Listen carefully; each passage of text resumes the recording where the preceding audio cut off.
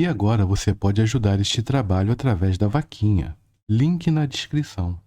Salve, meus irmãos, e aí, tudo na paz? Estavam com saudade? Sou eu com o Fernando aqui mais uma vez e vamos começar agora o roteiro do final do ano. Vamos seguir em frente para produzir conteúdo para vocês para o final do ano. E agora com um Fernando de baterias recarregadas, repito. Vamos lá, Fê, conta pra gente como é que foi um pouco dessa sua viagem, desse recarregar de baterias, o contato com a espiritualidade que você teve nesses lugares que você foi. Pessoal, eu sempre preciso, uma vez por ano, nem que seja para lugares mais simples, um Peru, que eu fui recentemente no ano passado, mas assim, eu preciso me desconectar um pouco de todo essa correria do dia a dia para poder ir para minhas igrejas, pisar em lugares santos, preciso de me conectar com o passado para voltar, né, com uma mais centrado, eu diria. E novamente eu fui para Paris, porque Paris é um ponto para mim que sempre foi de peregrinação, né? Eu trabalhei em companhias aéreas, eu trabalhei na Air France, e quando a TAM começou voo para lá, eu só fazia voo para lá. Então é uma cidade que eu já fui mais de 40 vezes, ainda continuo indo, né? Que acabou virando um ponto de referência, porque tem muita coisa interessante para se ver, principalmente do ponto de vista espiritual. Tá um barulho chato aí? Ah, tá um barulhinho chato, começou uma buzina ali, mas vamos que vamos. Você foi Bom, nas catacumbas? eu já fui da outra vez. Tava muito frio, são 2 horas de espera, porque agora era férias escolares, e assim, eu nunca vi Paris tão cheia, né? Mas eu vi coisas interessantes dessa vez, que já foi a segunda vez que eu fui para Normandia, que fica 2, 3 horas de Paris, e é onde teve o desembarque onde estão as praias do desembarque da Segunda Guerra. Eu preferi não ir para as praias, porque dizem que ainda hoje escutam gemidos, sabia? Então eu preferi não ir no cemitério, ia ser mais triste o cemitério americano deles lá. Ia ser muito triste uma passagem por esses lugares. Porque eu já fui em museus de guerra e você sai de lá assim com o coração pequeno. Como que o ser humano consegue fazer o que fez? E ali, então eu preferi não ir nas praias do desembarque, mas eu fui novamente, pela segunda vez, eu fui no Monte Saint-Michel. E o Monte Saint-Michel, ele é uma referência na França, é o segundo lugar mais visitado, né? Depois de Paris, as pessoas vão para lá visitar a abadia que eles chamam de La Merveille, que é uma maravilha, né? O Mont Saint-Michel tem 1000 anos. E antigamente, ele é assim, é um monte que durante a lua cheia, a maré encobre totalmente. Então ele fica totalmente. É uma ilha, ele se torna uma ilha. E ele está bem ali perto do Canal da Mancha. Ele está entre a Bretanha, a, a Normandia e na cara dos ingleses. E o interessante é que os ingleses invadiram toda a região, dominaram tudo ali, mas nunca conseguiram entrar no Monte Saint-Michel, porque ele é completamente fortificado. Antigamente ele era um ponto de peregrinação para religiões pagãs, de deuses ligados ao mar e ligados ao vento. Depois disso, foi em 750 alguma coisinha, que um bispo de Avranches teve uma visão com São Miguel Arcanjo e ele pediu para que fosse feita uma abadia lá. Ele não levou muito a sério, e uma segunda visão que ele teve com o anjo, o anjo tocou na cabeça dele e formou um buraco. Sim, depois de morto, as pessoas primeiro foi um cisto, e depois que ele morreu, as pessoas viram que realmente ficou uma marca no crânio. Então, dizem que é uma das provas que o anjo tocou. Bom, se aconteceu ou se não aconteceu, conseguiram levantar uma pequena capela que depois se tornou a coisa mais linda do mundo, né? É um burgo, é uma cidade fortificada que se sobe um monte, e lá em cima é onde fica a abadia. Essa abadia tem menos de 40 pessoas que moram lá dentro. São os religiosos, quem cuida como zelador, né? E de noite se fecha. Eu preferi, inclusive, dormir dentro de um hotelzinho lá dentro para sentir a energia do monte durante a noite. O monte, bom, a abadia para você chegar lá são 1000 metros, viu? 1000 metros não, Nossa. são 1000 degraus, são 1000 Ah, degraus. tá. 1.000 degraus para subir e 1.000 degraus para descer. E ainda um passeio à noite é programa de índio, né? Mas foi bem interessante que a base dele, abaixo da abadia, ela já tem a fundação, tem uma estrutura que indica que é ali que começou o movimento gótico na França. Então você já vê pela estrutura que é ali que teria começado e depois isso se espalhou pelas outras catedrais, etc. Tem uma história, né? Tem um lugar bem cheio de brumas, assim, tem bastante sombra, que dizem que já viram, várias pessoas no passado viram um fantasma de um abade que teria morrido lá. E mediunidade você encontra em qualquer religião, né? Um padre, um abade, chegou e viu, e ele conseguiu se comunicar. E esse fantasma, esse espírito perdido, né? Ele falou: eu morri em pecado e preciso que você me ajude a me libertar dessa prisão que eu tenho aqui. E ele fez algumas sessões, ele teria que ir algumas noites rezar junto com o espírito para que ele encontrasse a paz. Depois de 2 ou 3 vezes realmente aconteceu e o espírito não apareceu mais. Aí Interessante. a gente faz um parênteses por causa da espiritualidade, né? A Igreja Católica prega isso, né? Prega o pecado, prega que você vai ou para o purgatório, para o inferno, para onde for, e aquilo fica realmente na cabeça de um religioso que acreditava realmente naquilo. Como não tinha doutrina espírita, como é que ele ia aceitar seres, irmãos que viessem ajudar? Ele está vibrando numa energia negativa e de solidão, então ele não consegue enxergar ajuda ao redor dele. Então foi interessante, foi um trabalho de desobsessão, na verdade, através da oração, né? Uhum. E é um lugar que o próprio Mont Saint-Michel ele foi usado como fortaleza. Os ingleses nunca conseguiram invadir, tinha catapultas, impressionante.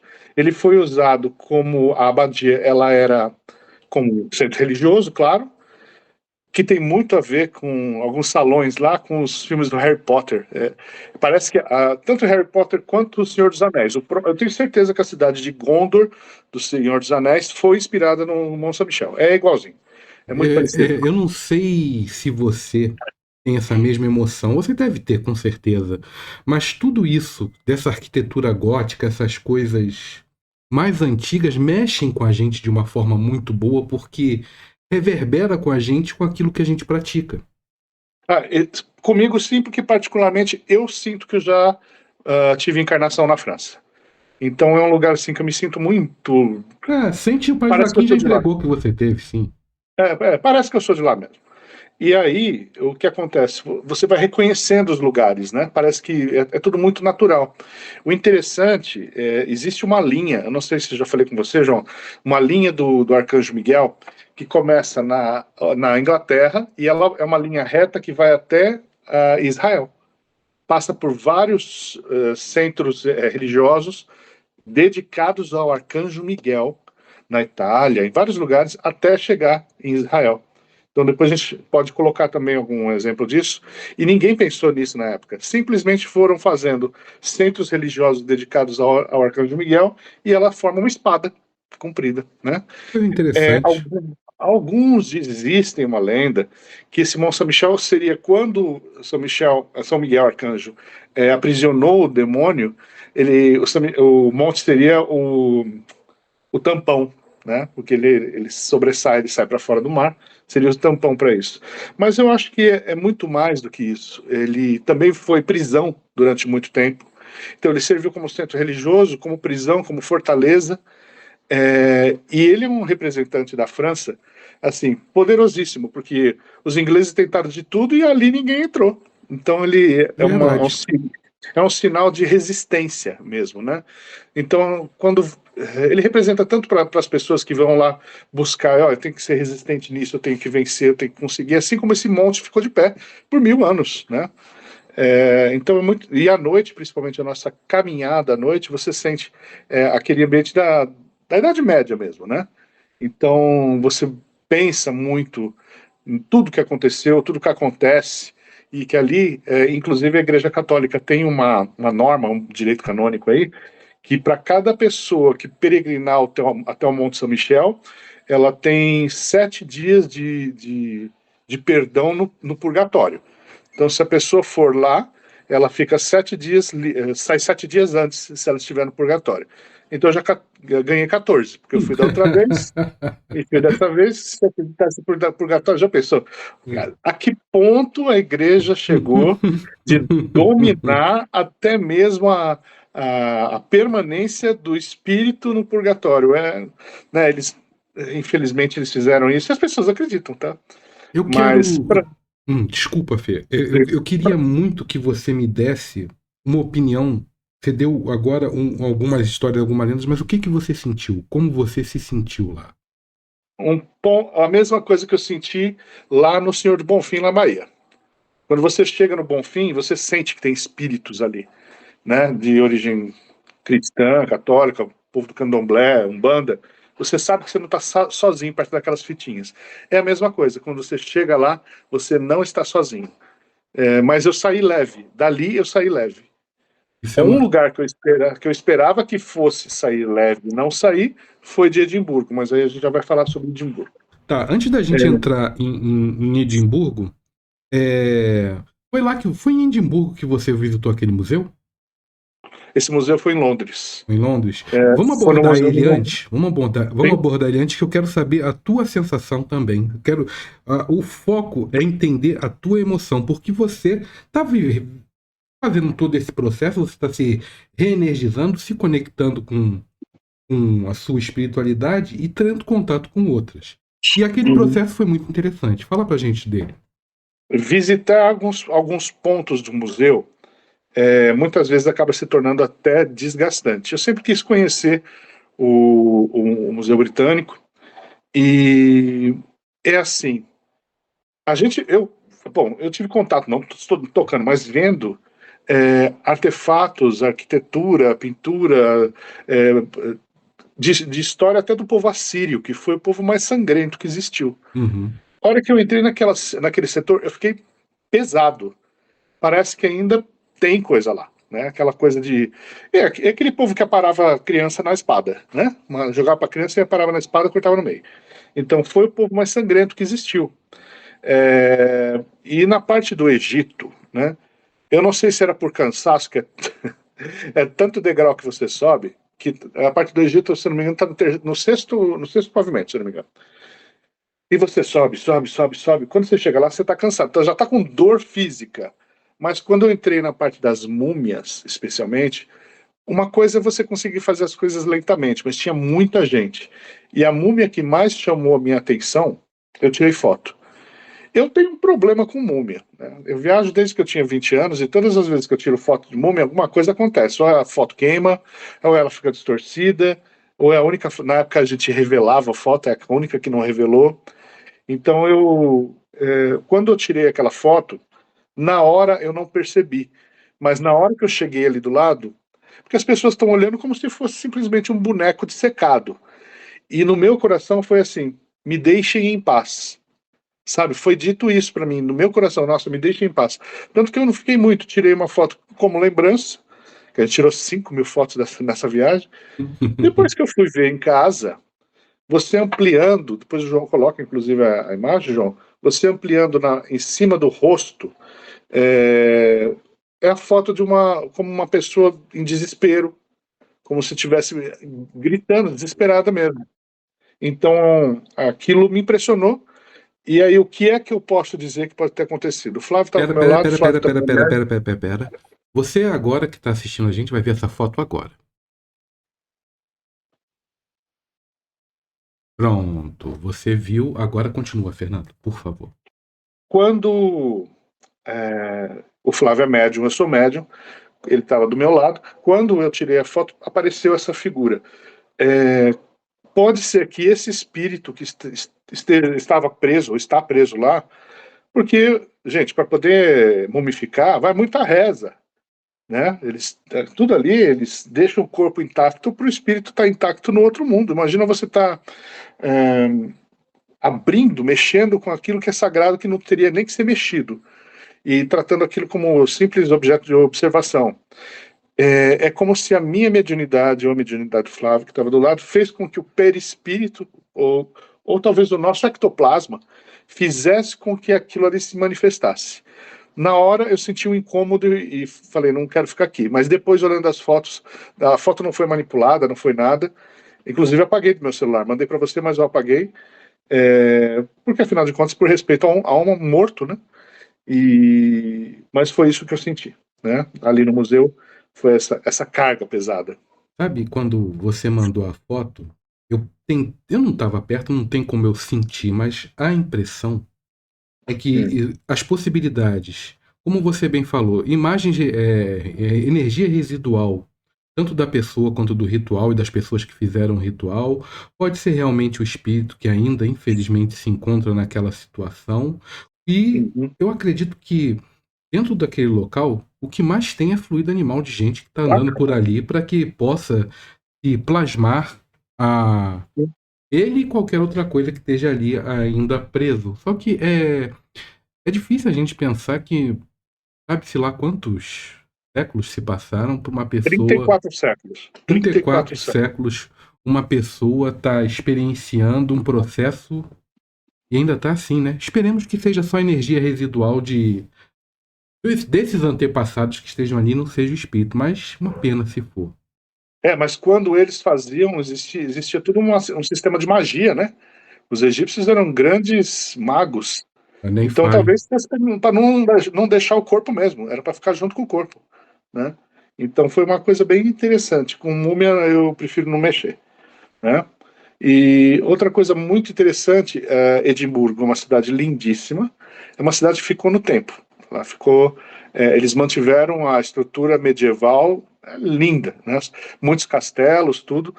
E a ideia era justamente, eu gosto muito de Halloween, todo mundo sabe, como eu não estava em casa, eu queria estar nesse período agora, do Dia de Todos os Santos, lá nessa região. As pessoas fazem o seu Halloween, colocam, né, as abóboras, tudo, mas a cidade de Edimburgo fala muito de fantasmas nos castelos. Tem mais de 5 mil castelos na Escócia, né? E no nosso hotel, para dar aquela primeira passeadinha, né? Vamos comprar alguma coisa para comer. Vira à esquerda, já caí numa igrejinha, já caí dentro do cemitério. E crianças brincando no cemitério. Mandei esse vídeo para você, né, João? Uhum. Crianças brincando no cemitério, né? Cemitério de século XIII, né? Século XVIII. Porque os escoceses aproveitaram esses espaços como parques mesmo.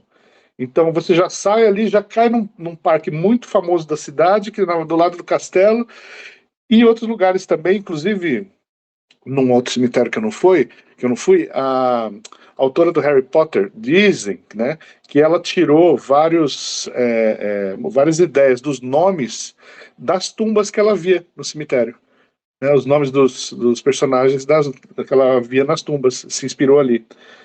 Como eu gosto de Harry Potter, Senhor dos Anéis, para mim foi um prato cheio, né? Essas coisas.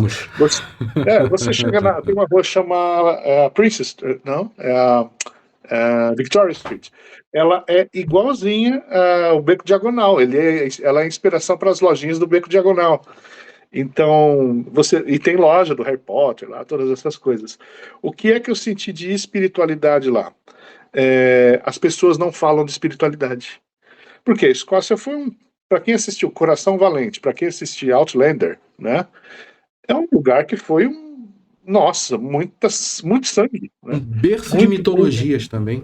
entre mitologias e muito sangue, muita guerra. E eu sinto que a Segunda Guerra apagou tudo isso, que as pessoas hoje, se você fala muito de religião, eles acham que você é fanático, não importa qual religião. Então, não se fala muito desse assunto, sabe? São pessoas adoráveis. Os escoceses são pessoas muito gentis, são muito. Bom, não dá pra ficar comparando, mas assim, eu sinto que o inglês é mais frio, o francês é mais frio ainda, mas o escocês é muito gente boa, né? E assim, tudo aquilo de passado eles conseguiram transformar, né? E eles têm um orgulho da terra deles que é uma coisa impressionante. Você vai entrando nos castelos, você sente realmente a energia, parece que você está lá. Para quem é espiritualista, você volta no passado, principalmente quando você vai dentro das masmorras, né, onde o pessoal ficava preso, tudo. Dá para sentir o desespero que as pessoas sentiam quando estavam lá, né? E só em Edimburgo se enforcou mais de 1.000 pessoas. Então você consegue imaginar o peso que ainda tem, né? tem esse carrego. E tem uma história muito bonitinha de um Hum, senhor que ele era o zelador, ele era o guarda do cemitério, que o pessoal estava roubando os corpos para fazer exame em universidade. Era muito valioso pegar pedaços de defunto para poder analisar. Então, para evitar essa violação aos túmulos, esse homem foi contratado e deram um cachorro para ele. Passou um tempo, esse homem morreu. E o cachorro ficou 15 anos do lado do túmulo dele. nossa, que história. 15 anos. Quando o cachorro morreu, quiseram enterrar no cemitério, já os padres diziam que era um lugar santo, que não convém, que não pode fazer, pois aí, enterraram bem na porta da igrejinha do cemitério. É o túmulo mais visitado e mais cheio de flores que tem no cemitério. Que as pessoas, é Bob, o cachorro se Faz chama Bob. sentido. E tem uma estátua dele grande também, que as pessoas vão lá e colocam gravetinhos para ele brincar, né? E a gente sabe que não tem mais o espírito do Bob porque os animais reencarnam rápido, né? Uhum. Mas as pessoas colocam ali cachecol na cabecinha dele, fazem carinho no focinho. Tem uma fonte, essa fonte do Bob, onde sai água para os cachorrinhos na rua beberem e também a parte de cima as pessoas beberem água. Então, assim, eles respeitam essa parte da morte, sabe? Não tem essa coisa de vou lá fazer macumba. Não, lá eles têm essa coisa de conviver com a morte com respeito, homenagem ao cônego fulano de tal, que fez tanta coisa por essa cidade, e tá lá, preservado, nada destruído, mantém de pé.